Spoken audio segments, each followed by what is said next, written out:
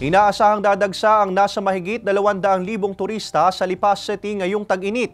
Hinihikayat naman ng Lipas City Tourism Office ang ilang resort owners at staycation spots na magpa-accredit na sa kanilang opisina. Alamin yan sa report ni Denise Abante.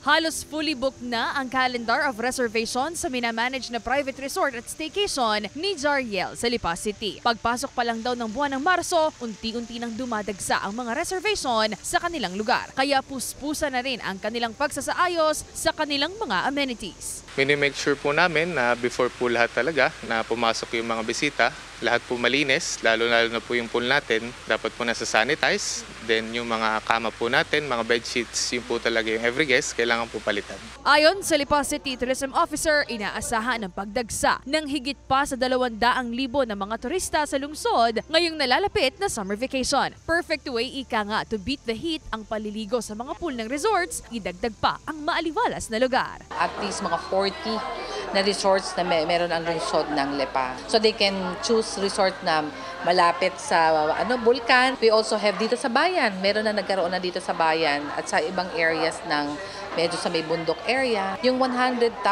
account namin is dodoble yan lagi kasi malapit lang tayo sa Manila. And isa rin ang pinupuntahan talaga ng sa Lipa is because our food. Patok daw ngayon ang mga staycation places kung saan pribadong nakakagalaw ang mga guests dahil nasosolo nila ang lugar. At kung marami ang napapaaray sa matinding sikat ng araw at init ng panahon, dito raw sa lugar nila Jariel, napapakinabangan nila ito para makatipid sa konsumo ng kuryente. Nagdagdag din po kami ng mga solar lights.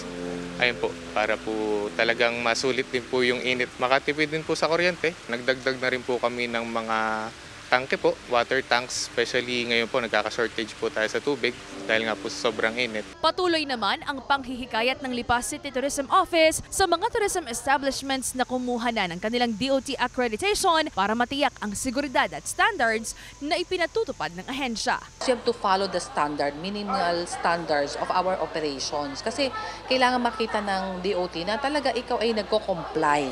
You're complying to the standard of operation kasi it's not only local tourists that come to our destination. At laging tinatanong yan ng mga turista, are you DOT accredited?